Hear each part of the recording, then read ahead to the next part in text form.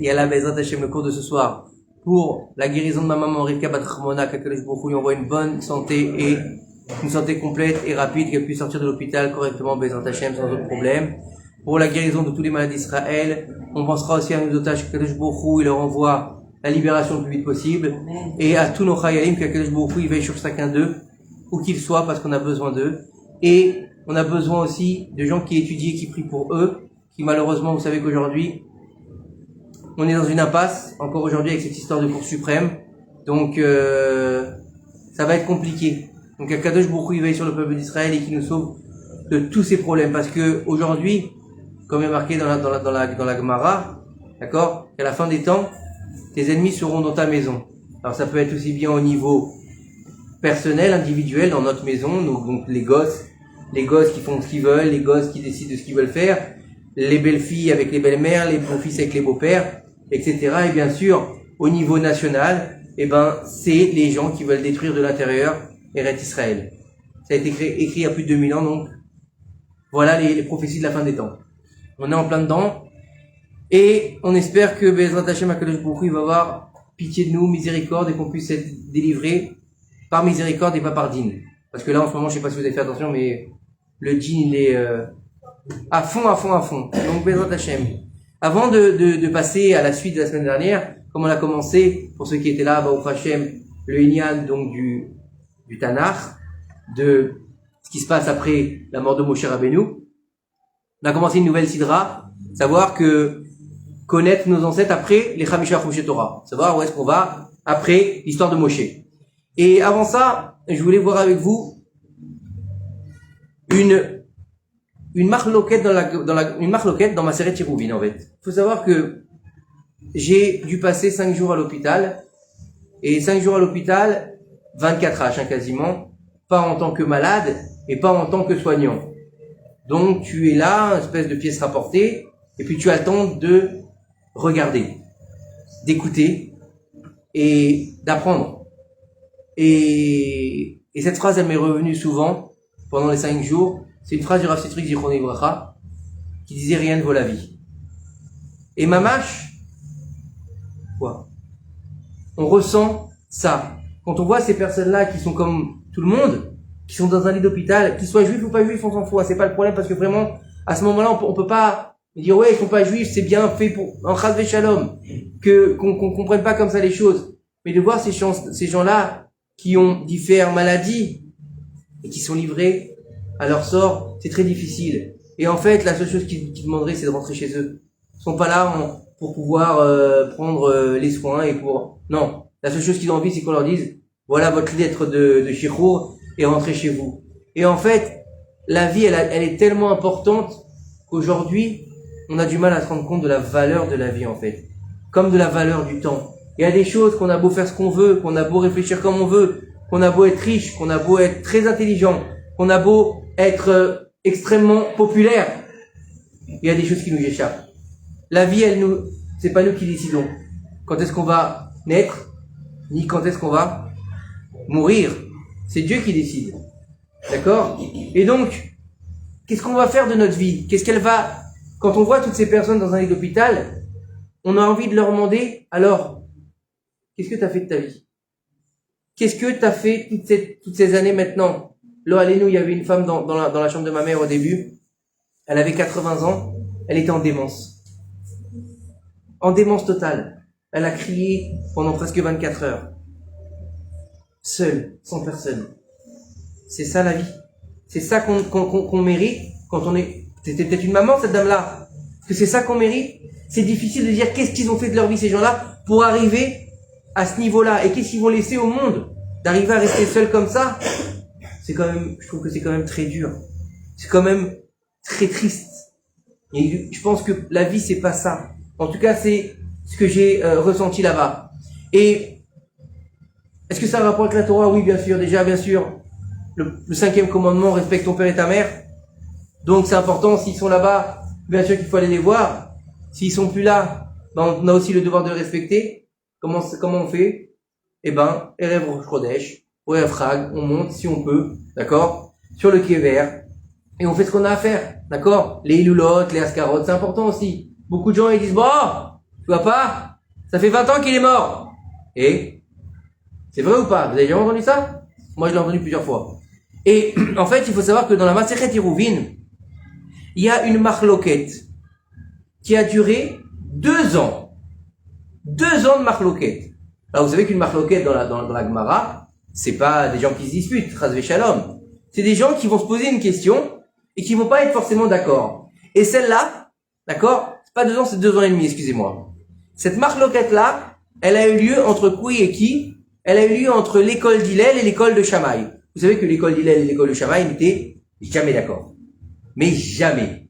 Ils s'aimaient beaucoup. D'accord? Ils s'aimaient beaucoup, hein. Chaque fois qu'ils se voyaient en dehors du Beth Midrash, ils se prenaient dans les bras, ils se parlaient, comment tu vas, mon frère, il n'y a pas de problème. Au Beth Midrash, non. C'est des coqs. D'accord? Moi j'ai raison, moi j'ai raison, moi j'ai raison, moi j'ai raison. Il y a eu très peu de halachot qui ont été définis comme Beth Shammai. Il y en a 7, je crois, je suis pas sûr, donc ne me prenez pas au mot. Très peu. Le reste des halachot qu'on a au jour d'aujourd'hui, c'est Beth Hillel. Comme par exemple, comment allumer les bougies de Hanouka. Il a dit une, puis jusqu'à la 8e, d'accord? Et Shammai, il dit 8 jusqu'à la première. Mais on sait bien comment on fait. Bref, ils n'ont pas été d'accord. Mais là, le sujet qui nous intéresse, quel rapport avec l'hôpital? Vous allez me dire, quel rapport? Avec l'hôpital, quel rapport avec la vie? Si je vous ramène une Gemara, c'est quand même qu'il y a un rapport. On n'a pas de rapport avec les bougies de Hanouka. Et en fait, la marloquette, elle était sur quoi? Alors écoutez bien.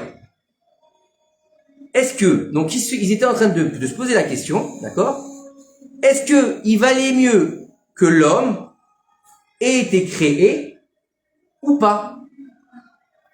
Vous imaginez la question? Est-ce qu'il est bon en fait que l'homme ait été créé ou que c'est non, il valait mieux que Dieu? Pourquoi Dieu il a créé? D'accord? Alors un il disait que Dieu il a bien fait, c'était important de créer l'homme, et l'autre il disait non, Akadosh Baruch Hu, il aurait pas dû créer l'homme. Vous imaginez quand même le niveau de qui se pose, d'accord? Alors elle est où la suite? Elle est où la suite? Attends, je vais chercher la suite. Je vais droit. Alors, il te dit ici en fait que pourquoi est-ce que c'est une marloquette, savoir si l'homme il a dû être créé ou il n'aurait pas dû être créé. Parce que il faut savoir quel est le but de la création de l'homme. Quand on dit l'homme, c'est l'homme et la femme, bien sûr. Quel est le but de la création? À quoi ça sert? Si l'homme, il a été créé pour suivre les voies d'Akadosh Baruch Hu, oui. Et si l'homme, il n'a pas été créé pour suivre les voies d'Akadosh Baruch Hu, à quoi ça sert? Et il dit ici, donc en fait, il va devoir vérifier ses actes. Ça veut dire quoi? Ça veut dire qu'il faut comprendre que le inyan de la création du monde, c'est pas forcément est-ce qu'il a été créé, c'est pas de savoir est-ce que c'est bon qu'il a été créé. Dieu il a décidé que l'homme qu'il a dû être créé, comme il a demandé aux anges, Naaseh Adam Betzalmenu Kidmotenu, sur l'homme à notre image.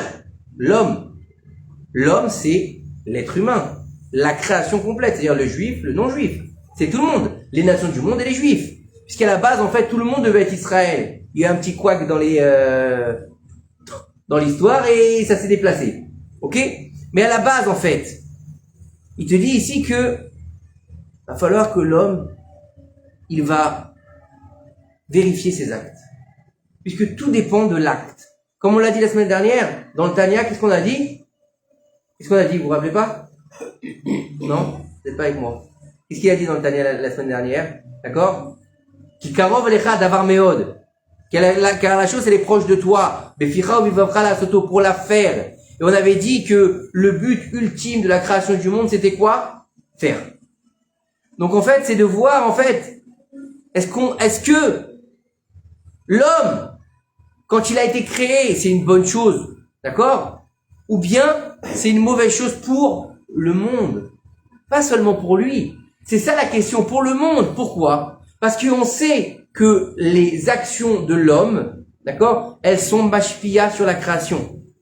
Mashpia, c'est elles ont une influence sur la création. Comme on l'a vu, à quel moment par exemple? À l'époque de Noah. Pourquoi est-ce que Dieu, il a eu besoin de détruire le monde? Si les hommes sont mal comportés, Si les hommes ont fait n'importe quoi, en allant avec n'importe qui, n'importe quoi et n'importe comment, ils ont volé, ils ont fait du Hamas, de la violence, d'accord? Ça encore une fois, hein, ils ont fait le Hamas. Pourquoi détruire la terre? Détruis l'homme, prends la famille de Noach, mets-la dans une grotte, d'accord, par exemple, détruis toutes les créatures vivantes et les animaux qui se sont aussi pervertis et laisse la terre tranquille. Pourquoi tu as besoin de détruire la terre d'un téphar? Justement, parce que les actions de l'homme, elles ont une influence sur la création, sur l'inanimé, sur l'endroit où ils vivent. Vous n'êtes jamais rentré dans une maison, vous rentrez là-dedans, maintenant la maison elle est magnifique, hein. Elle est magnifique, Ikea, hein, tu peux manger par terre, c'est propre, mais dès que tu rentres là-dedans, t'as envie de mourir. T'as jamais fait ça? Ça t'est jamais arrivé? Comment ça se fait? Bah parce que le type qui vit là-dedans, c'est un mec qui est énervé toute la journée. Ou la femme elle est en train de grogner toute la journée. Ou l'inverse. Tu rentres dans une maison, des fois c'est le dawa, d'accord? C'est des gens, c'est des petits canapés, des trucs pas très cossus. Mais là-bas, je suis bien là. J'ai envie de vivre ici. Comment ça se fait? C'est mashpia. Hein? Non, c'est pas que l'âme, c'est mashpia, c'est les actes. C'est les actes. Non, il y a aussi des actes. Dans une maison, il n'y a pas d'âme. Non, mais il y a aussi des actes. Si une partie de la Shekhinah ne rentre pas chez toi, à ce moment-là, c'est froid. Il n'y a pas que ça, il n'y a pas que ça. Il y a aussi les actes, des mashpia sur tout. Sur tout. Sur la création. Vous avez jamais vu ce fameux test là où ils prennent un verre, d'accord? Ils le font congeler. Vous avez pas vu ça? Alors ils ont pris un verre, ils l'ont congelé. Et puis le premier verre, 2 verres ils ont pris comme ça. Le premier verre ils l'ont insulté. Et le deuxième verre ils l'ont béni. Vous avez jamais vu ça? Et après ils ont analysé les cristaux qui étaient faits dans les verres après congélation. Dans le verre qui avait été béni, des très beaux cristaux, très bien faits. Et il y en avait même certains, il y avait des Magen David. Comme ça j'avais vu, hein. Et dans le deuxième, les cristaux ne s'étaient pas faits. C'est mashpia. Sur la création, c'est comme ça. Donc en fait, ça veut dire quoi? Ça veut dire que il faut savoir que la création de l'homme, elle est en fonction de ses actions. C'est-à-dire que nos actes aujourd'hui, c'est ce qui va diriger notre vie, c'est ce qui va diriger nos pensées, c'est ce qui va diriger notre service divin. Donc le but de la création, pour chacun de nous, qu'on soit juif ou pas juif, c'est de servir à Kadosh Baruch Hu. Pourquoi? Parce que les nations du monde aussi ont un rôle. D'accord, Marilyn me pose cette question à chaque fois, mais quel rapport il y a entre Israël et les nations du monde? Eh ben, on est tous là pour servir le même créateur. Sauf que nous, on doit diffuser la parole divine au monde. Attention, c'est pas comme les témoins, hein, on est bien d'accord. Il faut comprendre que, en fait, aujourd'hui, la réalité, elle fait que quoi? Que nos actes vont définir notre approche avec le Kadosh Baruch Hu. Comment on se rapproche de Dieu? La grande question aujourd'hui, c'est de savoir où est-ce qu'on va. Vous êtes d'accord avec moi? Personne ne sait où est-ce qu'il va. On est tous dans le flou. Alors qu'est-ce qu'on va faire pour pouvoir sortir de là? Parce qu'on a beau parler de la guerre, savez-vous ce qui va se passer demain? On attend, on est sûr qu'ils vivent de savoir ce qui va se passer au Liban. Ok. De l'autre côté, on nous dit, vous inquiétez pas, cet été, il y a une grande chose qui va se passer. Le Mashiach, il va venir. Ok. On en est sûr? Non, mais est-ce qu'on en est sûr? Beaucoup de rabbinim. Ouais. Beaucoup de rabbinim. Bon, est-ce qu'on en est sûr? On n'en sait rien. On n'en sait rien. Déjà, les gens qui disent ça. Non, mais c'est pas le problème. On peut déjà C'est dans l'absolu tout ce qui est dit en ce moment. D'accord? Qu'est-ce qui va se passer dans le gouvernement en Israël? On n'en sait rien. Qu'est-ce qui se passe en Chutz La'aretz? Regardez la France aujourd'hui. Elle est prête à imploser peut-être même. Hein? Le chaos total. Qu'est-ce qui se passe? Qu'est-ce qui se passe dans le monde? Mais c'est le chaos. On ne sait pas du tout où on va. Et le seul endroit où on peut aller aujourd'hui, c'est là. Eret Israël. Il y a marqué que l'endroit le plus sûr pour le peuple d'Israël, c'est Eret Israël. Mais Eret Israël à quel point? Eret Israël en fonction d'Israël. C'est-à-dire en fonction de ce que tu dois être. Israël. Si tu es à Eret Israël et tu te comportes comme Sodome et Gomorre, qu'est-ce que tu fais en Eret Israël? D'accord? C'est une question. Alors c'est bien d'être là parce que quoi qu'il arrive, c'est une mitzvah de vivre en Eret Israël. Mais à un moment donné, il faut prendre ton rôle au sérieux. Et donc, il te dit ici que, en fait, l'homme, il va vivre en fonction de quoi? En fonction des mitzvot, en fonction des chukim et des mishpatim, que qui nous a donné? Akadosh Baruch Hu. Donc, est-ce que l'homme, c'était bon qu'il a été créé? La sauce, c'est oui. Mais il a quelque chose qui s'appelle le libre arbitre. Et le libre arbitre va le pousser dans les retranchements. Le Yetzer Hara va tout faire pour le faire tomber, va tout faire pour l'empêcher de grandir, va tout faire pour l'empêcher de se réaliser. Et qu'est-ce qu'on a dit la semaine dernière? Le but de la vie, c'est de passer du potentiel au réel. Donc ça veut dire que si tu t'es pas réalisé, tu auras loupé ta mission de vie. Tu auras loupé ce pourquoi Dieu t'a envoyé sur terre. Donc en fait, tu dois revenir à la case départ. Donc c'est-à-dire tout ce que tu auras fait, tout ce que tu t'auras subi, parce que l'âme, elle subit quand elle descend. La Neshama, imaginez, elle est tranquille chez Akadosh Baruch Hu, elle est au top. D'accord? Avec les anges, avec Dieu, il n'y a pas d'avérot, il n'y a pas de problème, il n'y a pas de guerre, il n'y a pas de musique de fou, tout va bien. Et du jour au lendemain, on la prend, on la jette dans un corps, on lui dit allez maintenant, il y a là pour 70 ans, 80 ans, et débrouille-toi avec tout ça. Une avéra, deux avéra, trois avéra, elle tombe, et elle, quelle envie, elle, la Neshama? Elle n'a pas envie. Alors imaginez à la fin après 120 ans, elle remonte et on lui dit t'as tout loupé, tu vas redescendre. Bah je pense que si elle pouvait, elle aurait envie de se suicider. Hein? Et ben non, elle recommence. Et ça s'appelle le Gilgoul. Et elle revient, et elle repart, et elle revient. Combien elle peut supporter? La Neshama, elle est pure, c'est une partie de Dieu. Donc en fait, le Inyan, il est quoi aujourd'hui? C'est que quand on voit toutes ces personnes... Mais elle revient si elle accepte. Des fois, elle est pas, des fois, oui, mais... Généralement, faut savoir aussi que des fois, elle a pas le choix. Des fois, elle a pas le choix. C'est encore un autre niveau. Des fois, elle a pas le choix. Non, des fois, elle a pas le choix. Non, des fois, elle a pas le choix. Et des fois, il vaut mieux qu'elle revienne plutôt qu'elle prenne ce qu'elle va prendre là-haut. D'accord? Oui.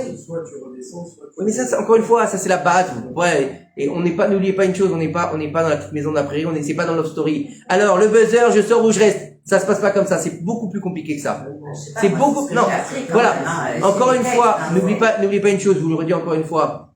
Dans le niveau d'études, il y a plusieurs niveaux, encore une fois. Il y a plusieurs niveaux d'études. Ça, c'est le chat. Vas-y, c'est le premier truc. On vous raconte des histoires. Mais après, il y a on simplifie, ça, on simplifie. Il y a beaucoup de choses derrière. C'est pas simplement, tu repars, t'es d'accord. Non, c'est plus compliqué que ça. N'oubliez pas que la mort, dans le judaïsme, c'est une vie en soi. Donc, il y a des tenants et des aboutissants qui sont beaucoup plus compliqués que ce qu'on peut comprendre. Si je vous invite, pour ceux qui comprennent très très bien l'hébreu. Non, mais il y a des grands rabbins. Attends, laisse-moi parler. Tu me laisses pas finir. Tu veux pas me laisser parler. En l'occurrence, Rabbi Nachman. Oui. D'accord? Il en a pas. Je me serais douté, que tu allais me dire Rabbi Nachman. Mais encore une fois, même chez Rabbi Nachman, laisse-moi finir. Même chez Rabbi Nachman, il y a plusieurs niveaux de compréhension. Il y a plusieurs niveaux de façon de comprendre Rabbi Nachman. On comprend pas Rabbi Nachman quand on commence Rabbi Nachman ou quand on lit Rabbi Nachman en français que quand on étudie Rabbi Nachman dans les profondeurs de Rabbi Nachman. T'es d'accord avec moi?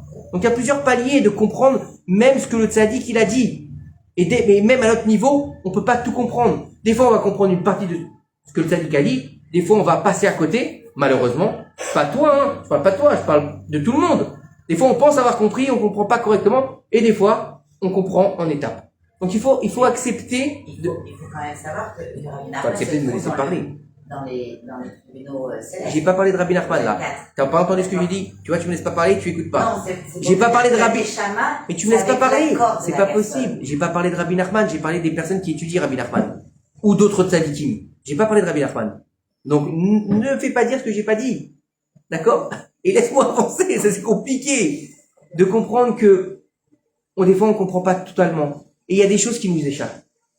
Il y a des choses qui nous échappent. La vie après la mort elle nous échappe. Faut être clair, faut être à un certain niveau de compréhension pour bien comprendre. D'accord? Les écrits de nos sages, que ce soit Rabbi Nachman, ou que ce soit le Zohar, ou que ce soit d'autres choses. D'accord? Il y a des terrains qui sont très glissants. Il y a des terrains qui sont très compliqués à comprendre. Comme le Mashiach. Le Mashiach, c'est très difficile à comprendre. Même le Rambam, il s'est pas attelé beaucoup sur le Mashiach. Pourquoi? Parce que c'est compliqué. C'est compliqué. Alors la mort, encore plus. Alors, il y en a qui sont revenus ici. Mais est-ce que nous, on peut comprendre? Quand Rabbi Nachman, Kodesh Kodashim, il dit quelque chose sur la mort, lui, il sait. Lui, il sait parce que lui, il est Kodesh Kodashim. Quand le Baal Shem Tov HaKadosh, il va dire quelque chose sur ça, c'est Kodesh Kodashim. D'accord? Quand le Rabbi Lubavitch va dire quelque chose, c'est Kodesh Kodashim. C'est des géants. Donc, ils savent où ils vont. Parce qu'ils sont arrivés à un niveau de connaissance. Quand Baba Sali parle de ça, c'est sûr qu'il sait où il va. D'accord? Mais quand nous, on va prendre un livre de ces gens-là, de ces rabbanim-là, et qu'on va essayer de comprendre, il est sûr et certain, en tout cas pour moi je parle, qu'on est très loin de comprendre correctement la chose. Parce que c'est des sujets qui nous échappent. Non, te demande pas de comprendre. Mais si, c'est important de comprendre. Non. Si, c'est important de Oui comprendre. et non. Pour toi, Oui c'est et pas, écoute, on n'a pas la même vision de l'étude de la Torah. On a le droit de pas avoir la même vision de l'étude de la Torah. Pour moi, c'est très important de Il y a comprendre. une phrase qui dit si tu crois que tu as tout compris, c'est que t'as rien. Mais j'ai pas dit de tout comprendre. J'ai Donc, pas dit que j'avais des tout fois, compris. le date, Ça n'a rien à voir. c'est Ça n'a rien à voir avec ce que je dis. Ça n'a rien à voir avec ce que je dis. Le but de l'étude, c'est de Bah oui, ça n'a rien à voir avec ce que je dis. On n'a pas tout comprendre, mais c'est quand même de comprendre un minimum, sinon on n'étudie pas. Ça n'a absolument rien à voir avec ce que je dis. Je suis en train de dire, il est important de comprendre. J'ai dit, il est important de comprendre. J'ai pas dit que j'avais tout compris. J'ai pas où j'ai dit ça ce soir. Mais tu vois, tu écoutes pas ce que je dis, donc ça va être difficile d'avancer. J'ai jamais dit que j'avais tout compris, Chazvé Shalom. J'ai dit pour moi, il est important de comprendre ce que j'étudie. Maintenant, il y a des choses qu'on comprend pas du tout parce que ça a des milliers de kilomètres de nous. D'accord? Il y a des sujets qui sont compliqués. Les sujets des Gilgulim, par exemple, la réincarnation. On peut lire beaucoup de choses, c'est compliqué à comprendre. D'accord? On peut lire plein de choses. Moi, j'ai lu plein de choses, j'ai lu plein de choses. C'est à milieu de ma pensée, c'est très compliqué. D'accord? C'est très compliqué. La mort, rien que la description de l'ange de la mort, c'est compliqué à comprendre. T'as juste envie, c'est de pas le voir jamais. Tellement que c'est compliqué. Le moment du passage du kever, le chibuta kever, mais tu dis pourvu que ça m'arrive jamais. Tu dis pourvu que ça m'arrive jamais. C'est des choses qui sont très très difficiles à comprendre. Alors, c'est pas parce que, tu vois, on demande d'arrêter d'interrompre. C'est pas moi, hein. c'est qui C'est quelqu'un. Donc, comprenez que la Cavnia. derrière ça,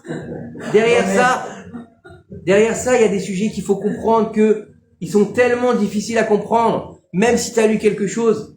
Et faut avoir, au moins, en tout cas je parle pour moi, hein, l'humilité de dire, je me tais parce que je suis pas capable. C'est pour ça qu'il y a plein de sujets que je rentre pas dans l'étude avec vous. Des choses que j'ai étudiées pourtant. Hein. Des choses que j'ai étudiées et je veux pas rentrer dans l'étude. Pourquoi? Parce que c'est compliqué. Parce que c'est trop léger de vulgariser tout et rien. On peut vulgariser certaines choses pour faire comprendre, pour faire passer les choses, comme le Tanya, comme le Likutei Moharan, comme le Zohar HaKadosh. On peut les vulgariser à certains niveaux et dans certaines parties, pas tout. Pas tout. Parce qu'on a un milieu, en tout cas je parle pour moi, de comprendre la pensée de Rabbi Shimon Bar Yochai, de comprendre la pensée du Baal HaTanya, d'accord, qui a mis 26 ans pour écrire le Tanya. 26 ans. Aujourd'hui, toutes les semaines, les Bachurim et Shiva, ils sortent un livre. 26 ans. Plusieurs semaines pour un Vav. Imaginez un Vav, hein, une lettre. Genre un A ou un B. Plusieurs semaines. Donc on est loin de pouvoir comprendre leur pensée divine, parce que eux, ils ont une pensée divine absolue par rapport à nous. D'accord? Ils sont très proches d'Akadosh Baruch Hu. Donc il y a certaines choses qu'il faut laisser de côté. Et au niveau de ce que je voulais dire, c'est que aujourd'hui, notre devoir est de comprendre justement ce qu'on étudie. Pourquoi? Justement, pour pas se planter. Pour comprendre et avoir la saveur de ce que tu étudies. Pourquoi? Parce que quand tu étudies sans comprendre, au bout d'un moment, tu risques de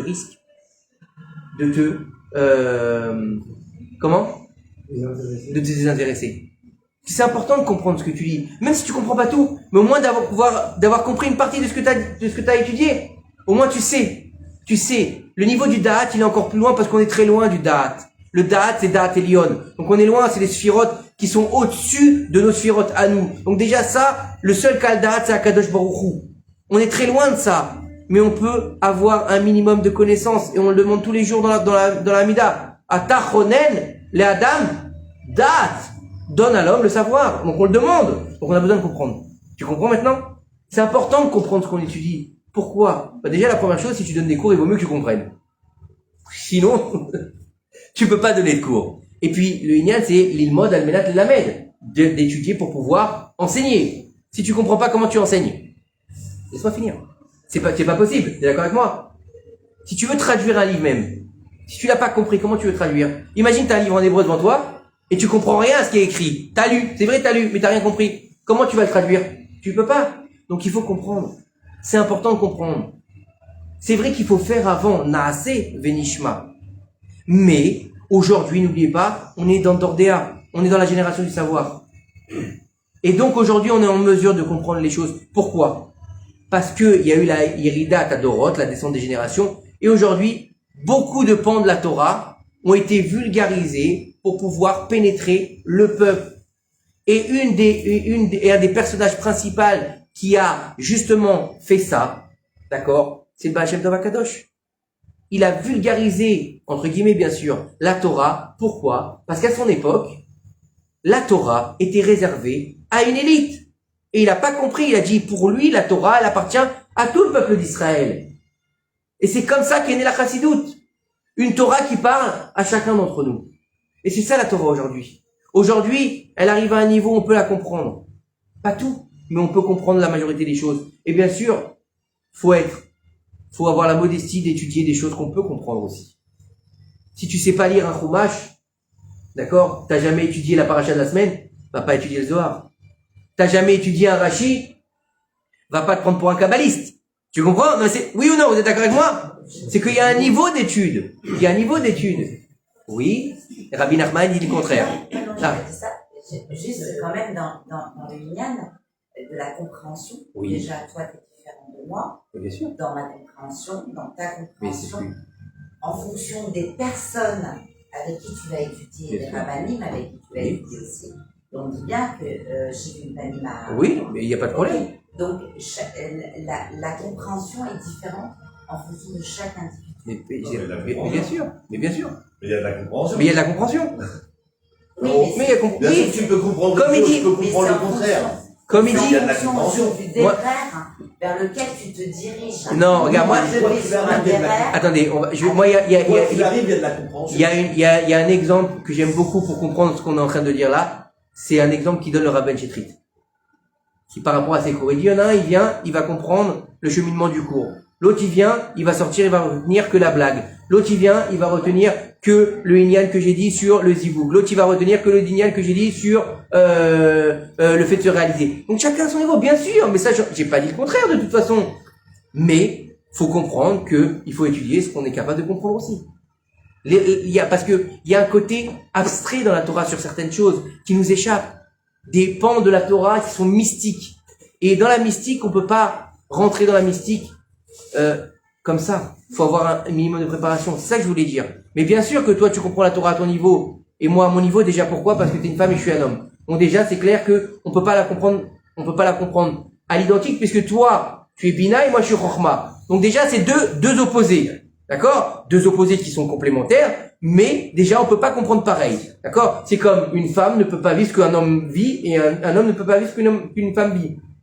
Malgré qu'on veut nous faire comprendre croire le contraire aujourd'hui, d'accord? C'est clair, net et précis, on n'a pas la même pnimiout, d'accord? La femme, elle est pnimite, l'homme, il est chitsoni. Donc déjà, on est deux mondes différents. Après, on peut pas comprendre la Torah, d'accord? Quelqu'un qui a jamais étudié, il va pas comprendre la Torah comme quelqu'un qui a fait 20 ans d'études.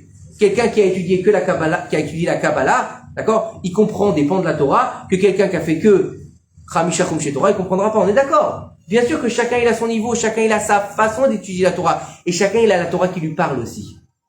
Et ça c'est important de le comprendre. Et ça je l'ai dit il y a 2 semaines au cours ou 3 semaines à Shabbat, je l'ai dit aujourd'hui, étudier ce que la Torah qui vous fait du bien, tu te rappelles ou pas? T'étais peut-être pas là. Je l'ai dit ou pas Marilyn? J'ai dit aujourd'hui, non t'étais là. J'ai dit, c'était à la fin du cours, j'ai dit il est important d'étudier la Torah qui nous fait du bien. La Torah qui nous donne de la chayut. Et je l'avais dit, il y avait Mazal, parce que Mazal, vous aviez parlé justement, de la Torah Breslev qui vous faisait du bien. Et j'avais dit, étudiez cette Torah. Mais ne vous fermez pas aux autres Torahs. C'est ça que j'avais dit. Donc, bien sûr, c'est important. Mais de comprendre que l'homme, il a été créé pour une seule et bonne raison. Servir à Kadosh Baruch Hu. Servir à Kadosh Baruch Hu dans sa façon d'être et dans sa façon d'être lui-même. Chacun à son niveau. Chacun à sa mesure. Et chacun avec sa Torah. C'est ça, l'homme, il faut se poser la question, c'est que faut arriver à se projeter. C'était là que je voulais en venir, c'était un peu compliqué. C'est là que je voulais en venir, c'est que d'arriver à se projeter dans 10, 20 ans, 30 ans. Qu'est-ce que je vais laisser au monde? Qu'est-ce que j'ai laissé comme réalité dans ce monde-là? J'ai laissé de l'oseille, c'est bien. T'as de la chance, ils vont faire ça équitablement, ils vont se le partager. T'as pas de chance, ils vont se bouffer la tête pour l'oseille. D'accord? T'as laissé une bagnole? Ok, super. Et qu'est-ce qu'elle va t'apporter? T'es parti avec tes chaussettes? Même pas. Donc, qu'est-ce que j'ai laissé au monde? Est-ce que j'ai laissé une trace positive dans ce monde-ci ou pas? Est-ce que j'ai apporté quelque chose au monde? C'est ça la vraie question. Pourquoi? Pourquoi j'en suis venu à cette réalité et à cette question-là? Parce qu'en fait, nos sages, ils nous disent Bishvili nivra et haolam. Pour moi, il a été créé le monde. Donc si pour moi, il a été créé le monde, qu'est-ce que moi je lui ai apporté? Parce que ça marche ensemble. Qu'est-ce que moi j'ai apporté à ce monde dans lequel je suis venu? D'accord? Je suis venu, ça faisait 5000, plus de 5000 ans que le monde avait été créé. Moi, je suis arrivé, ok, en 1977 de l'ère vulgaire, mon petit bonhomme à Clichy-la-Garenne. Qu'est-ce que je suis venu faire sur Terre? C'est ça la vraie question. Et on doit tous se poser cette question. Réparer. Qu'est-ce qu'on est venu faire ici? Qu'est-ce qu'on doit réparer? Qu'est-ce qu'on doit amener? Qu'est-ce qu'on doit laisser au monde? Des gosses, c'est une partie, c'est vrai. Mais comment? Le comment du pourquoi? Quel échappement on va amener? Qu'est-ce qu'on est venu réparer? Qu'est-ce qu'on est venu faire? Qu'est-ce qu'on va apporter? Après 120 ans, est-ce qu'on va dire à Kadosh Baruch Hu, bah tu sais quoi? J'ai peut-être fait des bêtises, mais je pense que j'ai mis un peu ma pierre à l'édifice. C'est comme ça que je vois la Torah aujourd'hui. C'est comme ça que je vois le limo de la Torah. Encore une fois, peut-être que je me trompe. Ça n'engage que moi. Mais je pense qu'aujourd'hui, encore une fois, et je le redis, on peut plus étudier comme avant. On peut plus comprendre la Torah comme avant. Il est important de la comprendre. Aujourd'hui, oui, il est important de la comprendre. Tu sais pourquoi? Parce que si tu n'arrives pas à comprendre ce que tu étudies aujourd'hui, tu sais vers quoi tu vas te tourner? Vers les autres sciences. Tu vas te tourner vers les autres sciences, tu vas te tourner vers ce qui est pas forcément cachère. Et tu veux que je te dise pourquoi je dis ça aujourd'hui? Parce que moi je l'ai vécu. Moi je l'ai vécu dans ma chair. À un moment donné, on m'a donné une Torah qui me convenait pas. On m'a donné une Torah agressive, on m'a donné une Torah qui était pas d'amour. On m'a donné une Torah qui était très fermée. C'est pas ça la Torah. La Torah, c'est au contraire, c'est tout ouvert, c'est plein d'amour, c'est plein de vie. Torah Traim. Elle est où la Torah Traim? Faut faire comme ça ou tu vas aller en enfer, faut faire comme ça. Oh, on n'est pas chez les moines. La Torah, elle doit t'amener à avoir une vie. Et quand tu arrives pas à trouver cette compréhension dans cette Torah de ta propre vie en tant que juif, eh ben, tu tombes forcément dans les méandres de la philosophie, de la psychologie, de toutes les saletés qu'on a à profusion aujourd'hui. Et c'est ça que je veux vous dire. Qu'est-ce qu'on va laisser au monde, nous, après 120 ans? Alvaï qu'on ait le mérite de voir le Mashiach et qu'on n'est pas allé jusque là-bas et qu'on est... Alvaï! Alvaï! On va. Bezrat Hashem! J'en sais rien, moi je sais pas, je suis pas Dieu, c'est pas moi qui décide. J'espère, mais j'en sais rien. Mais ce que je veux dire, c'est comprendre que, voilà, quand on voit tout ça, quand on va dans un hôpital, waouh, ça nous remet à notre place. Les problèmes de Zeyn, les problèmes qu'on a, nos petits problèmes, à un moment donné, il faut les remettre à leur place et se dire, c'est peut-être pas si grave que ça. Et comme il disait le Rav Citruc Zichroné Mocha, rien ne vaut la vie. C'est le plus beau cadeau qu'Akadosh Baruch Hu nous a donné. Et il y a marqué, contre ton gré tu es né, et contre ton gré tu vas vivre, et contre ton gré tu donneras des comptes à Akadosh Baruch Hu. C'est vrai! Mais elle est tellement belle la vie, que vraiment, elle mérite d'être vécue. Et, vous savez, avant de faire Teshuva, moi j'étais très épicurien, d'accord? Rien ne vaut la vie. Un de mes films préférés, c'était le Cercle des poètes disparus, d'accord? Cueille la rose au jour le jour. Et, bien sûr, on vit qu'une fois. Mais quelle connerie, excusez-moi du terme. On vit pas qu'une seule fois, puisque déjà chaque jour, c'est des millions de vies. Chaque jour, c'est des milliers de choses qui nous habitent. Chaque jour, c'est des millions de nouveautés. Chaque seconde, t'apprends un nouveau ridouche, c'est une nouvelle vie. Tu changes. De seconde en seconde, tu peux évoluer. C'est un nouveau toi. Chaque jour, on dit Modéani, parce qu'on est une nouvelle personne. Donc, on vit à des milliers de vies. Et même après la mort, il n'y a pas de mort chez nous. Donc, tu ne vas pas me laisser pas continuer, toi. Donc, la prochaine fois, je vais fermer la porte. Oui, tu voulais dire.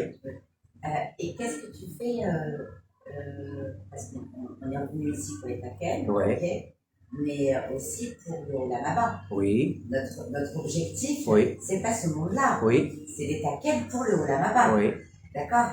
Et le Olamaba, je ne l'entends pas. Il n'y a pas de Olamaba. Ah bon? Ouais. Ah bah alors, Je vais t'expliquer une chose. Si tu fais Almenat Olamaba, tu fais ce qui a marqué dans le Pirkei Avot. Ne sers pas ton maître pour avoir un salaire.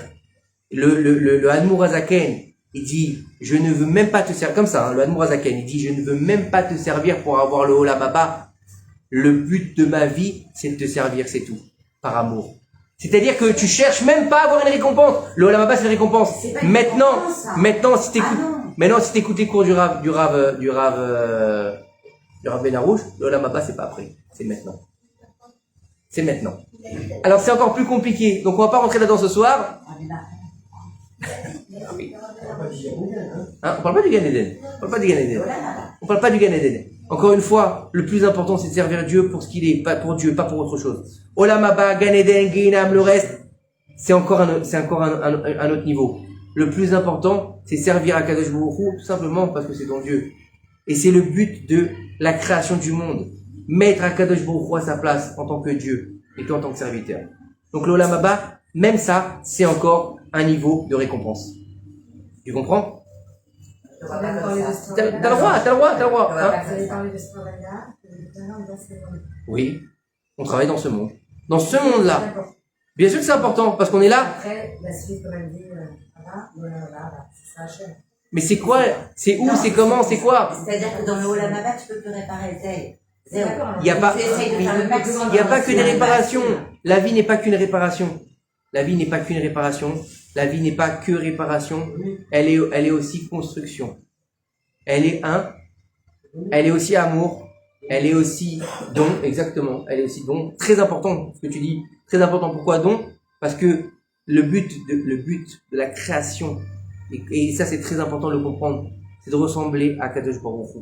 Kedoshim tiyu ki kadoshani. Soyez saints car je suis saint.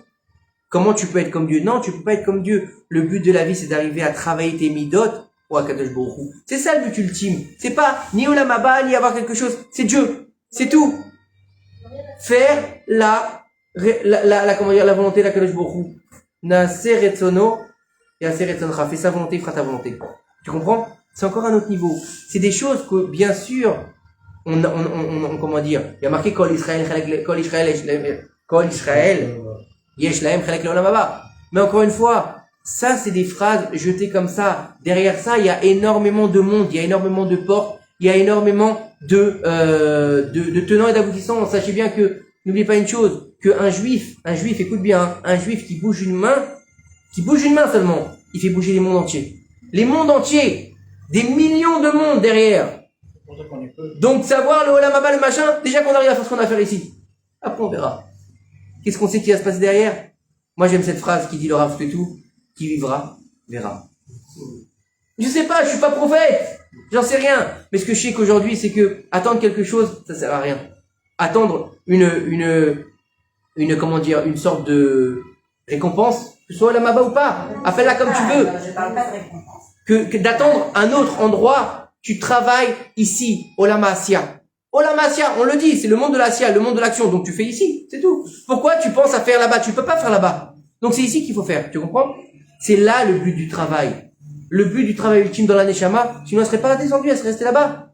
Elle serait restée là-bas. Parce que dans le Olam Haba, tu peux pas réparer. Mais c'est pas grave. Mais c'est pas grave. C'est fini. Mais c'est pas le problème de réparer. Si elle est venue ici, c'est qu'elle doit travailler ici. Donc le but c'est le travail, c'est ici, pas là-bas. Donc c'est bien ici. Mais pas que les taken, encore une fois. Tu restes sur ton point de vue. Je te dis, il y a les taken, c'est une chose, mais vivre aussi, c'est une chose. Et se réaliser, c'est encore une autre chose. Il n'y a pas que un tikkun, il y a aussi une création. Il n'y a pas que des tikkun, il y a aussi des réalisations, il y a aussi de la construction, il y a aussi de donner la vie, par exemple. Donner la vie, c'est une chose. La Torah a été écrite avant le monde. Donc avant le monde, il n'y avait pas de réparation. Bien sûr, il n'y avait pas de réparation à la base.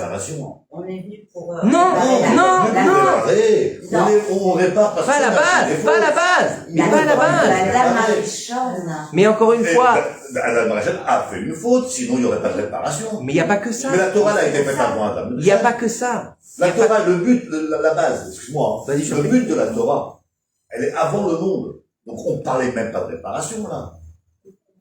C'est faire la Torah. Faire la Torah, c'est pas une réparation. Mais on fait des tikkunim parce qu'on a fait des l'homme, il fautes. a été créé après la faute de Adam Marichonne. Non. Pas du tout. Non. L'homme, il a été créé. L'homme, il était créé, c'est Adam Marichonne. Adam Marichonne qui était... C'est l'homme. C'est l'homme. C'est l'homme. Ni homme ni femme était une créature. C'était l'homme. Il y avait Non, déjà. non. Il y avait Non. pas de travail. L'homme et la femme Il a été créé homme et femme, Nachon, mais il a été séparé. Et c'est pas Adam ou Chava, c'est Adam et Chava qui ont fait la faute. D'accord? Donc c'est une entité, ça n'a rien à voir, mais c'est l'être humain. La Torah, C'est l'être humain. une réparation. Donc c'est une réparation par rapport à la faute originelle. Mais à côté de ça, il y a de ressembler aux vertus d'Akadosh Baruch Hu. Le don, l'amour, la vie. On est des créateurs, n'oublie pas. C'est aussi le but, c'est le but qu'on a aussi, c'est de devenir des créateurs sous le créateur. Puisque le seul qui est capable de créer, c'est qui? C'est l'homme. Donc il devient un créateur quelque part. Rappelle-toi ce qu'il a dit le serpent à Chava. Dieu, il veut pas que vous mangiez de l'arbre de la connaissance du bien et du mal pour pas que vous deveniez quoi? Des dieux, Elohim. Qu'est-ce qui a marqué? Excuse-moi, on va reprendre ce qu'il a dit le Rabbein Arouche, mais c'est marqué dans la Torah, c'est vrai. Qu'est-ce qui a marqué pour Rivka? Et les enfants, ils se battaient dans son sein. Vaïdrosh. Qu'est-ce qui a marqué dans la paracha? Elohim. Elle est allée voir des dieux? Elle est allée voir des dieux? Rivka? Non. Il a marqué là-bas chez Rashi. Elle est allée demander le conseil à Hachem et Ever, qui étaient les idoles de la génération. Donc on est même au niveau d'Elohim. T'as compris? Donc on n'est pas que dans un tikkun. On est dans une création, dans une réparation, dans une réalité à définir. Passer du potentiel au réel. Donc il n'y a pas que des réparations. Les réparations, c'est bien. C'est pas que ça. Parce que si tu penses que ta vie n'est qu'une réparation, c'est triste quand même. Il n'y a pas que ça. On n'est pas des garagistes de l'âme. On est là aussi pour se réaliser en tant que Ben Adam, en tant que Ben Israël, en tant que peuple, en tant que nation. C'est ça aussi le but.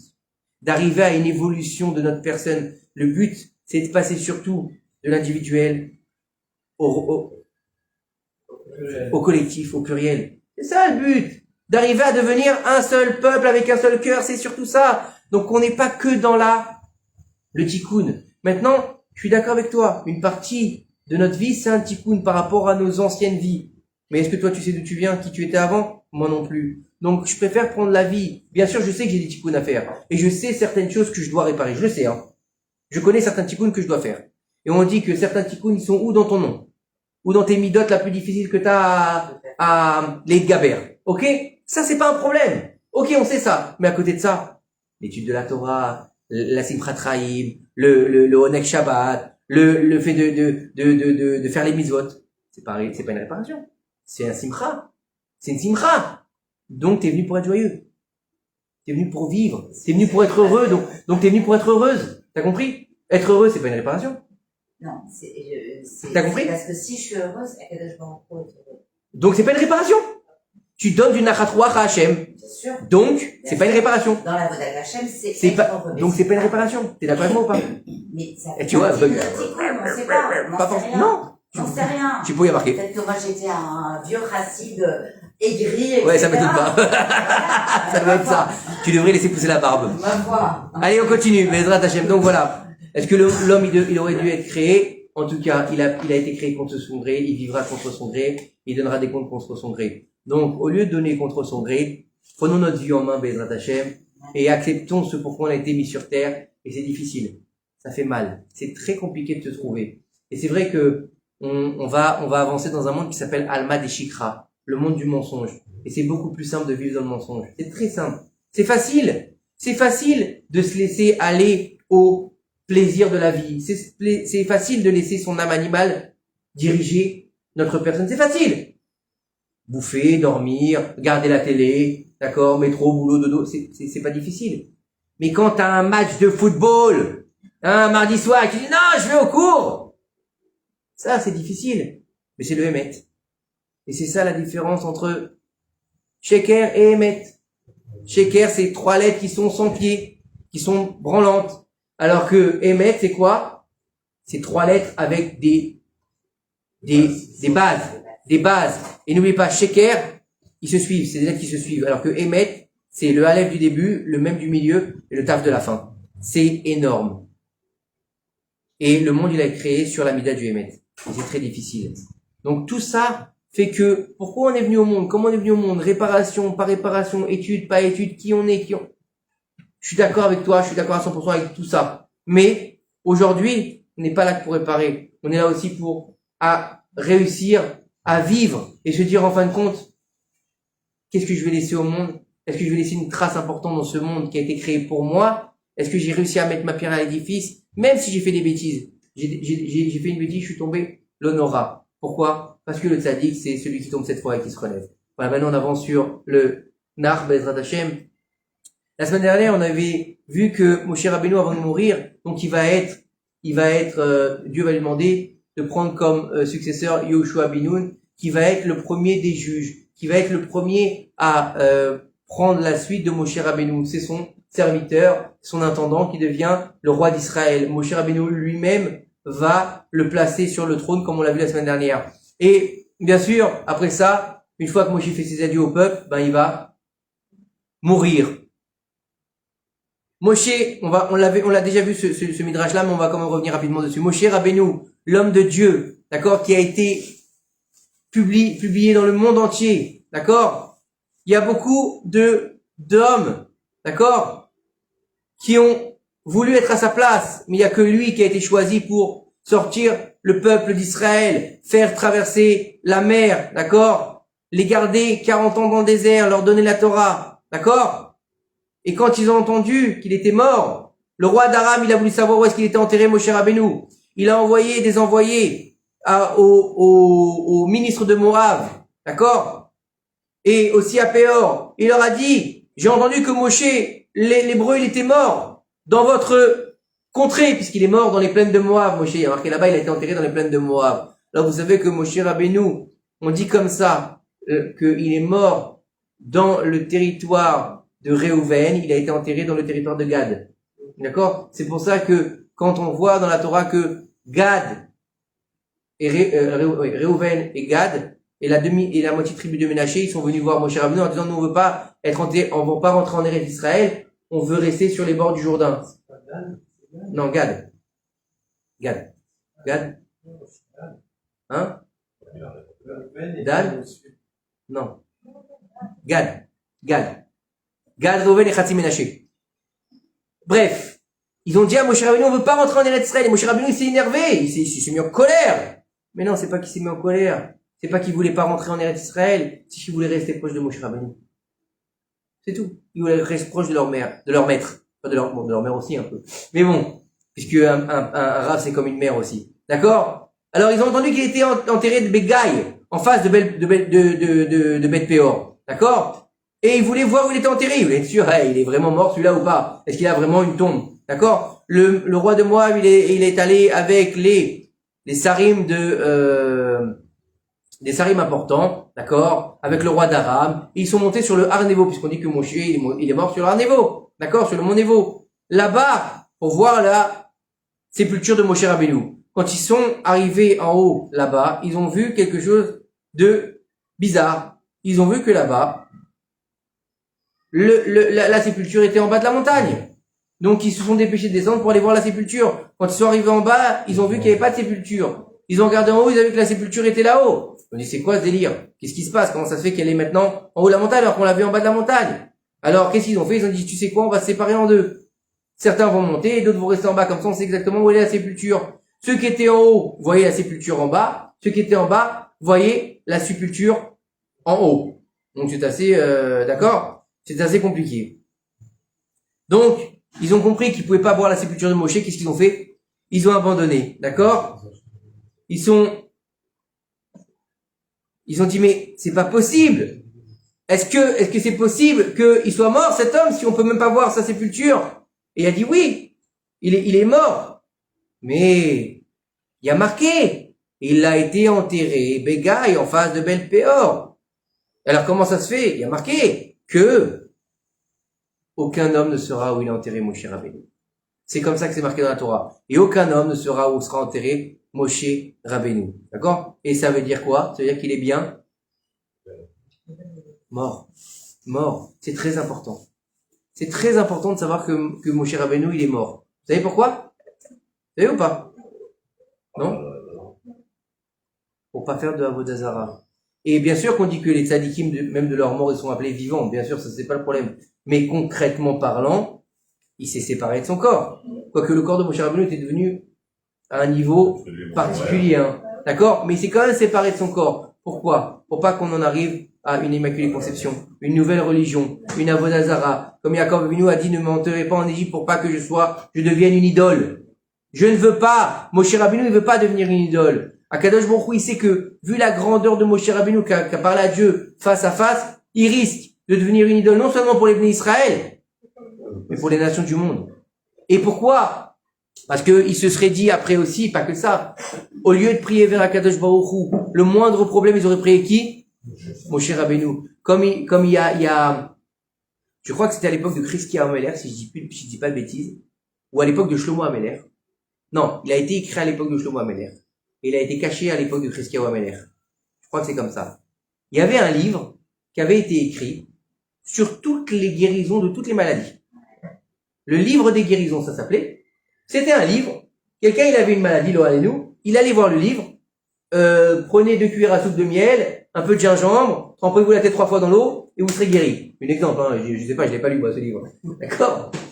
Et donc à chaque fois que quelqu'un était malade, au lieu de lever ses yeux au ciel et prier à Kadosh Baruch Hu, hop, il allait prendre le bouquin. Chizkiyahu Améler, je crois que c'est Chizkiyahu. Il a pris le livre, il a dit, attends, elle est où la prière? Elle est où Kadosh Baruch Hu? Qui a ni Hachem, refaicha, car je suis Hachem, ton docteur. Il a pris le livre, il l'a enfoui, il l'a caché. Il a dit, maintenant, à partir d'aujourd'hui, les gens vont prier. Vous avez compris? Donc, c'est pareil pour Moshe Rabbeinu, il n'a pas voulu devenir une idole. D'accord? Et il nous dit ici,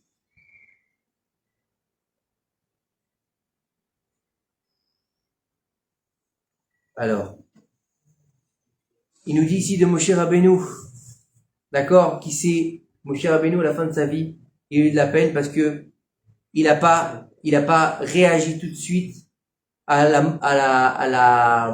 ce qui se passera dans la paracha la fin de paracha de Balak. D'accord? Où Zimri ben Salou et Cosbi Batsour, ils ont eu cet acte indécent dans le camp d'Israël et que c'est Pinchas qui a donné la punition. D'accord? Il s'est, comment dire, il a regretté ça. Et qu'est-ce qu'il a fait? Il a dit à ce moment-là, il a dit que l'homme, il devra apprendre à être comme le tigre, comme l'aigle.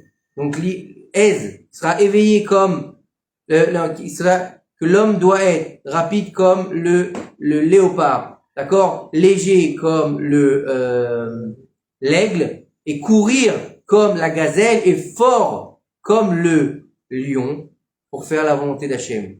Et pourquoi? Parce qu'Akadosh Baruch Hu, il est comment dire, il vérifie les actes des tzadikim comme Kechut HaSe'ara, comme l'épaisseur d'un cheveu. Non, c'est pas un bon exemple. Comme l'épaisseur d'un cheveu de quelqu'un qu'on a. Voilà. Pas les miens. Donc, pour le tzadik, c'est Kechut HaSe'ara. Donc, comprendre que, vous voyez un peu la force du tzadik, c'est que même au moment où il quitte ce monde, qu'est-ce qu'il pense? C'est qu'il pense qu'il a loupé le coche avec une mitzvah d'Akadosh Baruch Hu. Il pense que, si j'avais su, comme il a dit à Kadosh Baruch Hu, Moshe lui a dit, laisse-moi s'il te plaît rentrer dans cette terre en tant qu'oiseau, juste au moins pour avoir le mérite de rentrer sur la terre. C'est incroyable, tu vas mourir. Qu'est-ce que ça a besoin d'aller en Eretz Israël? Il lui a dit, Dieu, t'as besoin de faire les mitzvot d'Eretz Israël, je te les compte comme si tu les avais fait. Ça m'intéresse pas, je veux les faire. Vous voyez la différence? Encore une fois, pour les faire, Olam Ma'asya. Pourtant, c'est Moshe Rabbeinu. Il n'en a pas besoin. Qu'est-ce qu'on a vu dans la paracha Be'alotra? J'ai pas eu la chance de faire cours avec vous cette semaine, puisque j'étais à l'hôpital. Qu'est-ce qu'on voit dans la paracha Be'alotra? Aaron à Cohen. Pourquoi Dieu lui donne ça? Parce qu'il est triste. Il est triste parce que les Nessim des tribus, ils ont amené un korban à Kadosh Baruch Hu. Attends, je comprends pas. T'es triste de quoi? T'as été choisi pour être Kohen Gadol. Tu vas amener des korbanot tous les jours. De quoi t'es triste? J'ai pas d'offrande personnelle. Je suis triste. Dieu, il dit quoi? Toi, t'es triste de pas avoir fait une mitzvah en plus, alors que t'as été choisi comme le top du top. Ça veut dire que tu mérites encore plus. Beha'alotra et anerot. Eux, ils vont avoir quelque chose de temporaire, les corbanotes. À un moment donné, il y aura plus. D'accord? Et toi, ce sera à jamais. À jamais. Comment? Les lumières que tu vas allumer de la menorah dans le Beth Amikdash, elles se retrouveront tous les vendredis dans les nérodes de Shabbat et toutes les années dans la Chanoukia. Toi, ce sera perpétuel. Eux, ça sera fini. Il y aura plus. Nachon, on a changé, on a fait quoi? La tefila à la place. Mais en fait, c'est quoi? C'est que ta lumière, t'as tellement eu de modestie, t'as tellement eu envie de te remplir alors que t'étais plein, tu mérites encore de te remplir. Et c'est ça la différence entre quelqu'un qui est rempli de rien et quelqu'un qui est rempli de Torah. Quelqu'un qui est rempli de rien, il est très vite plein. D'accord? Plein de films, plein de bêtises, plein de machins. Et saturation, il prend son cerveau, il le met sur le canapé, et jusqu'au lendemain, une fois qu'on lui met une décharge pour aller au travail. Alors que celui qui est rempli de Torah, il en veut toujours plus. Il veut toujours étudier. Comment il fait? Ah, ça y est, j'ai étudié tout le livre. Non, je vais réétudier encore une fois le livre, je vais le relire encore. Mais tu l'as lu 5 fois, Baba, t'en as pas marre de lire la même chose? Toutes les années, tu lis la même Torah. Pourquoi t'en as pas marre? Parce que tu te remplis. C'est ça la différence entre celui qui étudie et celui qui se remplit de, malheureusement, n'importe quoi. Donc, et c'est pour ça qu'Aaron Cohen, il a mérité ce Inyan-là. On en est où, Maître Capello? Devrais-je encore du temps? Baruch Hashem. Alors, après la mort de Moshe Rabbeinu, Yoshua bin Nun, d'accord? Les Bnei Israël, ils sont venus le voir, apprendre la Torah de sa bouche, d'accord? Exactement comme ils l'ont fait du vivant de Moshe Rabbeinu. Mais, qu'est-ce qu'on a dit la semaine dernière? Que Yoshua bin Nun, il avait oublié de nombreuses halachot. Pourquoi? Parce qu'il avait été puni. Parce que lorsque Moshe Rabbeinu lui a dit, maintenant, avant que je meure, viens, on va réviser un petit peu la Torah. Au lieu de lui dire, d'accord, mon maître, je vais m'asseoir avec toi et je vais réviser, qu'est-ce qu'il lui a dit, Yoshua? Il lui a dit, non, j'ai jamais loupé un cours, moi, je connais tout par cœur, t'inquiète pas. Il y a eu plus de 300 halachot qui ont été oubliés, je ne sais combien de sfekot. D'accord? Ils sont arrivés chez lui, ils lui ont dit, allez, tu peux nous apprendre la Torah? D'accord? Il a oublié beaucoup de choses. Les Bnei Israël, ils se sont énervés contre lui. Mais, pas simplement énervés. Ils ont demandé à le faire mourir. Il était violent quand même à l'époque, hein. Pas sympa, hein.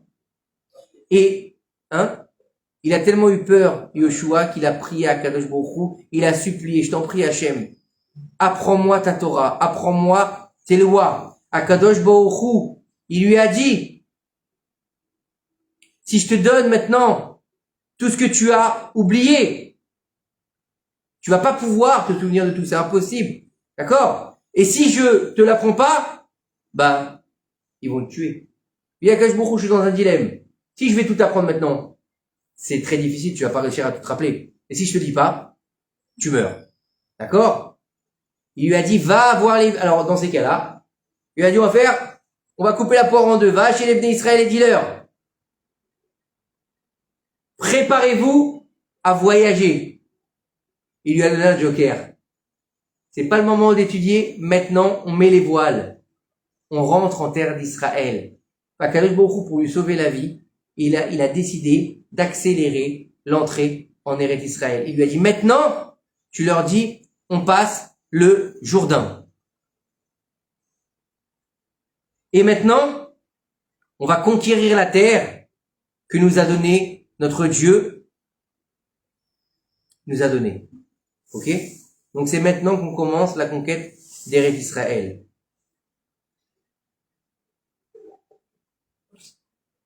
Moshe Rabbeinu, après sa mort, il n'est pas descendu du ciel avec les enfants d'Israël. D'accord? Ah non, excusez-moi, c'est pas ça, je me suis trompé. Après la mort de... Ouais, j'ai eu un petit bug. Après la mort de Moshe, la manne n'est plus tombée du ciel sur le peuple d'Israël. D'accord? Pourquoi? Parce que, avec quel mérite est tombée la manne? Le mérite de Moshe Rabbeinu. On leur donne la réponse quand même. Pour ceux qui étaient là. On avait posé cette question. On n'était pas loin. On a posé une question. Daniel m'a posé une question il y a quelques semaines. Il m'a dit, on s'est posé la question, au bureau, c'était au bureau. On s'est posé la question, la manne. La manne, ça descendait du ciel. D'accord? Et en fonction de la personne qui était, la manne, elle arrivait différemment. Elle arrivait déjà cuite, ou elle arrivait en graines, ou elle arrivait déjà tamisée, etc., etc. Et elle arrivait plus ou moins proche de l'habitation de la personne en fonction de si c'était un tzaddik ou si c'était un rachat. Donc la question est de savoir comment est-ce que tu reconnais la manne. Comment tu sais que c'est ta manne? Tu sors, tu vois un tas de manne. Bon, bah écoute, c'est le mien, je le prends. Non, c'est pas le tien. Comment les Bnei Israël savaient? Il y avait marqué famille Lévi, famille Bokovza, ils savaient. Alors il y a plusieurs explications. Alors, il y en a qui disent que ils voyaient, il y a plusieurs réponses. Ils voyaient que sa manne à lui. Ils voyaient que son tas. D'autres qui disent que ils voyaient la manne en fonction du nombre de personnes qui étaient dans sa famille, puisqu'on a dit que chaque famille recevait en fonction du nombre de personnes qui étaient dedans. Donc quelqu'un qui avait 10 enfants, il recevait une manne pour 12 personnes. Donc ça faisait, on va dire par exemple, je dis une bêtise, 10 kilos de manne. Et quelqu'un qui était 2, il recevait 2 kilos de manne. D'accord? Maintenant, là, on a encore une explication, c'est que quand quelqu'un prenait une manne qui lui appartenait pas, elle lui glissait des mains. Puisque c'était pas à lui.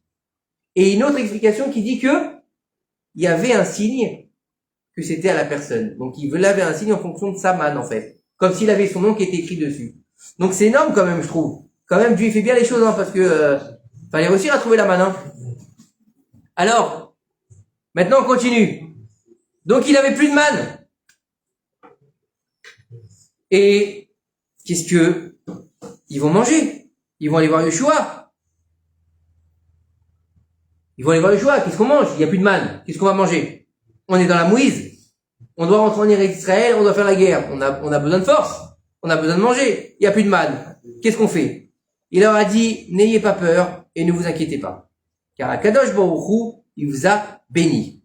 Et la manne que vous avez récupérée la dernière fois que vous êtes sorti prendre votre manne, elle suffira jusqu'à qu'on traverse le Jourdain, d'accord, et que nous puissions manger de la récolte d'Israël. D'accord? Alors, faut savoir que ce que il leur a dit Yeshua, ça a duré 14 ans. Pendant 14 ans, les Bnei Israël, ils ont mangé la dernière manne qu'ils avaient été récoltée le 7 Adar, le jour de la mort de Moshe Rabbeinu. D'accord? Elle s'est conservée. Non, c'est pas seulement qu'elle s'est conservée, c'est qu'elle s'est conservée et qu'en plus c'est une portion qui s'arrêtait jamais. Jusqu'à qu'ils ont commencé à récolter les fruits d'Eretz Israël. Jusqu'à qu'ils ont fait les 7 années de conquête et les 7 années de partage d'Eretz Israël. Vous imaginez ce miracle? Déjà que dans le désert, c'était déjà un grand miracle que la manne descende du ciel. Mais alors maintenant, en plus de ça, la même manne, elle pourrit pas. Elle a assez pour tout. Imaginez un type, il a 10 enfants, et normalement, vous savez que 10 enfants, il a 12 portions de manne. Donc, il a tout mangé, qu'est-ce qui lui reste? Non. Celle-là, elle se régénère. C'est incroyable. Non. Ni elle pourrit, ni elle disparaît. Et n'oubliez pas qu'une chose, c'est que la manne du vendredi, qu'est-ce qui se passait? Il y avait des vers si on l'a gardée. Celle-là, non, rien. Elle est fraîche pendant 14 ans. Mieux que le frigo. Mieux que le congélateur. Paye les plats. Waouh, magnifique. On a encore un peu de temps? Hein? 5 minutes? C'est dur avec moi. Allez. On va faire rentrer. Mais il y a une chose. Je vais prendre 6 minutes. Oui. Oui. Quand on recevait la manne, Oui. paraît-il que le lendemain, elle n'était plus bonne. Non. Oui ou non? Exactement. Et alors, pourquoi Sauf celle-là. Celle-là, le miracle, c'est qu'elle a tenu pendant 14 ans. Ah bon? Voilà. C'est ce qu'on vient de dire, hein. 14 ans. C'est top ou pas? Extraordinaire. Allez, on va faire une rencontre avec un nouveau personnage ce soir. D'accord? On finira là-dessus, Bezrat Hashem. Lorsqu'Akadosh Baruch Hu, il a donné l'ordre, d'accord? Il a dit, levez-vous et traversez le Jourdain. Yoshua, il a envoyé Caleb ben Yefune et Pinchas ben Elazar. Donc, Pinchas ben Elazar et Caleb ben Yefune, c'est qui? On va refaire un petit topo. Caleb ben Yefune, c'est un des seuls explorateurs qui était dans la paracha cette semaine, si Dieu veut, avec Yoshua, qui n'a pas fauté et qui n'a pas dit de la Shonara sur Eretz Israël. Et puis, les deux ont survécu. Caleb et Yoshua. Et on n'oublie pas qu'on a dit la semaine dernière que Caleb deviendrait l'intendant de Yoshua. D'accord? Donc il a pris la place de Yoshua quelque part.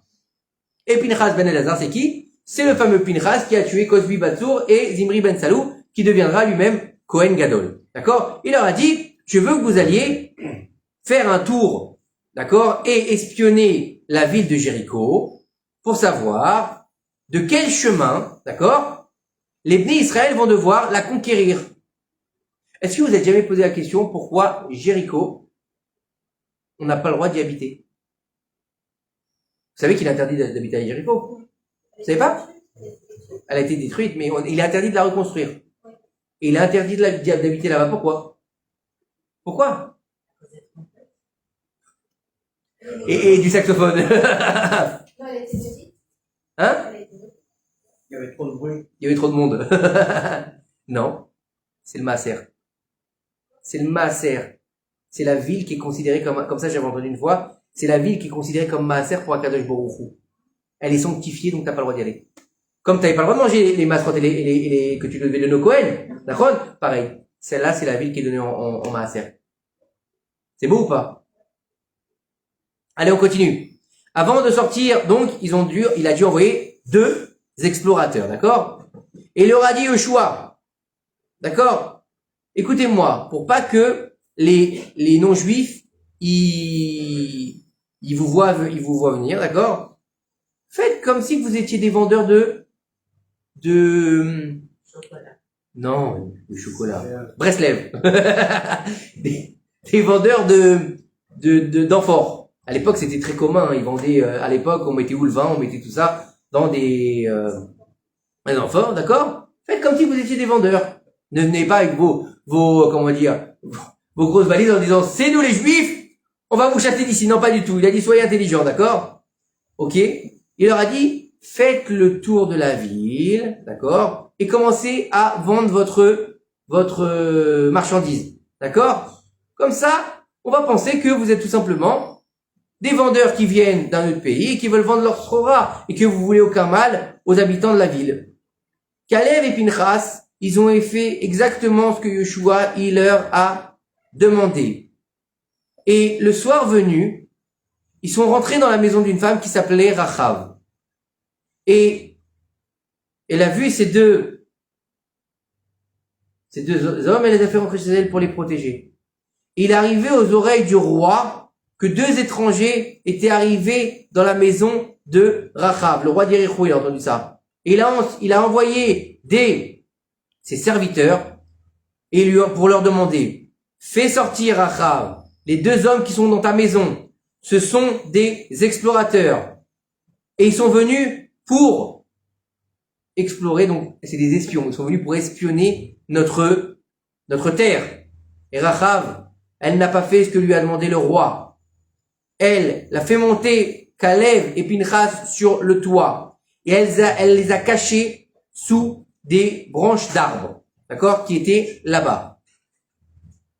Et elle a caché seulement Kalev. Elle n'a pas caché Pinchas. Pinchas, il lui a dit, non, moi t'as pas besoin de me cacher. Pourquoi? Car Akadosh Baruch Hu, il m'a sanctifié. Et il a fait de moi comme un ange qu'on ne me voit pas. Je n'ai pas besoin de me cacher. Moi, ne t'inquiète pas, les envoyés du roi ne me verront pas. C'est beau ou pas? Il est devenu tellement saint, qu'il a réussi à ne pas être vu des hommes. Pourquoi? Parce que Pinchas ou Eliaou. Pinchas et Eliaou. Eliaou, c'est quoi? Malach. Vous avez compris? Je sais plus, c'est le Midrash du Zohar qui nous dit avant d'être un homme, Eliaou c'était un malach. C'était un malach. Il était ange et homme. Et il est revenu ange. Contrairement à d'autres. D'accord? Et c'est lui, et j'avais écouté ce cours-là qui disait que quand il dit Naase Adam Betzalmenu Kilmutanu, faisons l'homme à notre image, que les anges ils lui ont dit c'est pas la peine. Qu'est-ce qu'il est l'homme pour que tu t'en souviennes, il va faire que n'importe quoi. Et que Eliaou Hanavi, il a dit fais l'homme, c'est important. Il était d'accord. Alors, on en est où?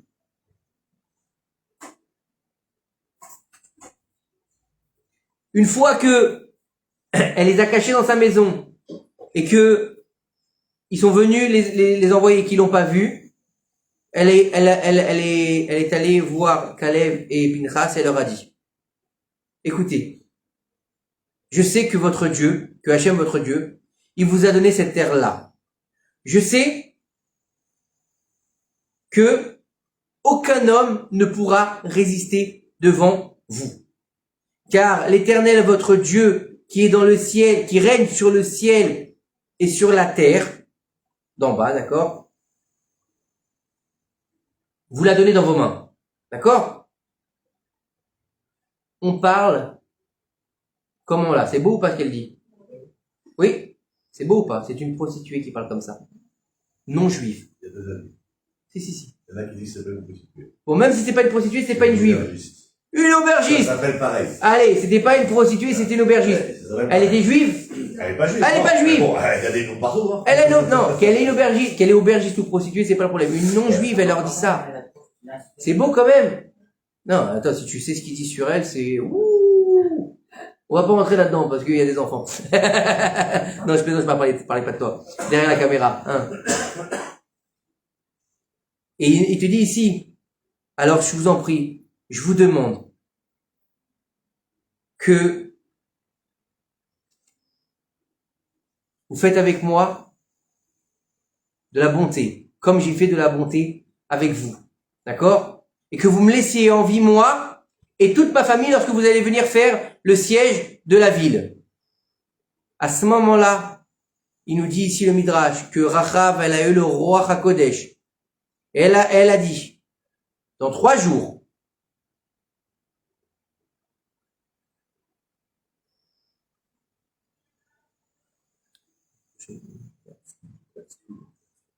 j'aurais besoin que de 3 jours pour j'aurais besoin de 3 jours de me cacher des gens. Non, vous aurez besoin de 3 jours pour de vous cacher des gens qui vous poursuivent.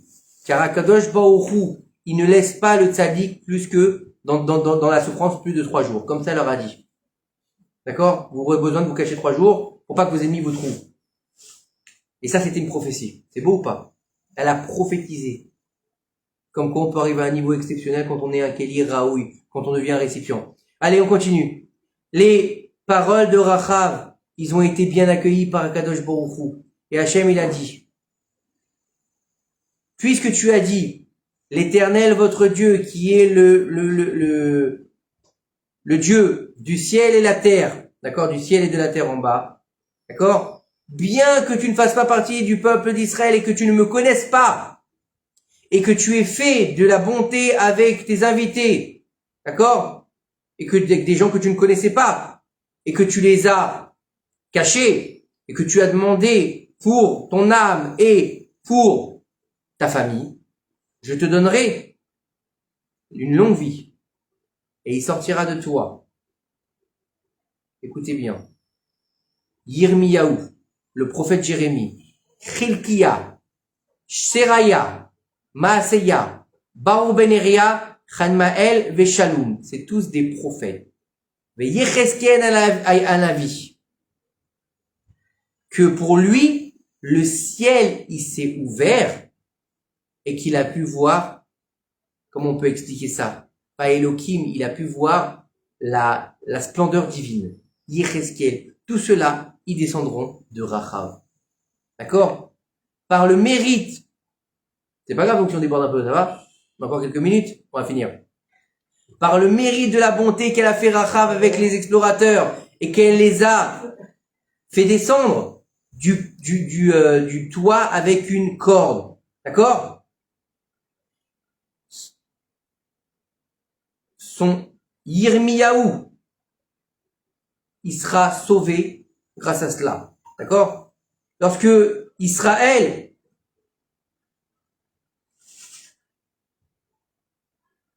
ils sont rentrés là-bas. Apparemment, ah non.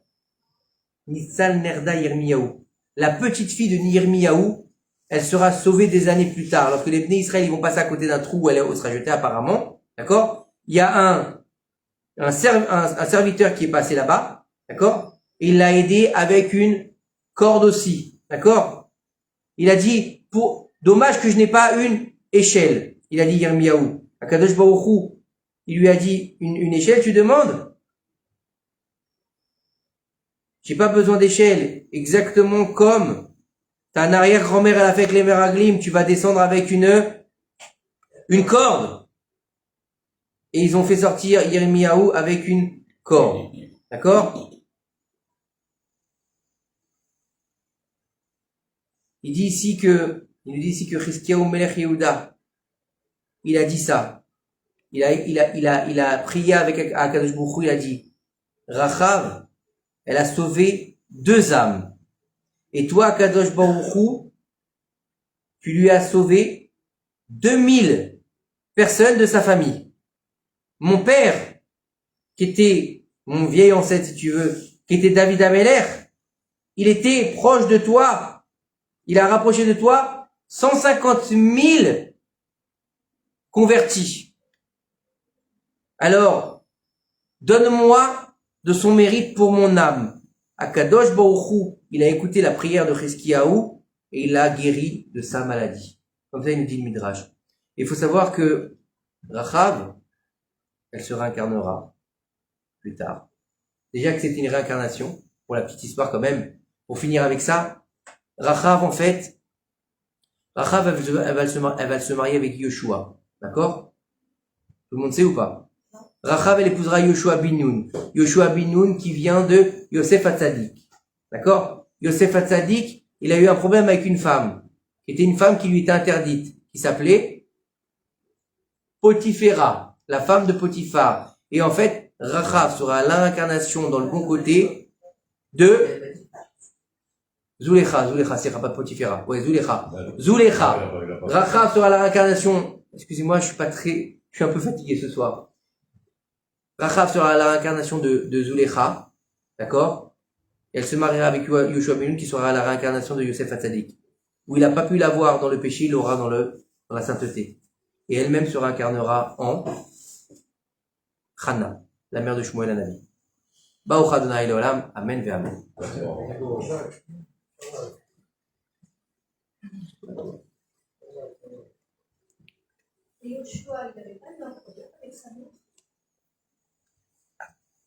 Attends, j'arrive pas à éteindre. Qu'est-ce que tu fais? C'est comme dans Coco. Souris, que film. J'arrive pas à... Il me dit connexion, il n'arrive pas à éteindre. Allez, éteins.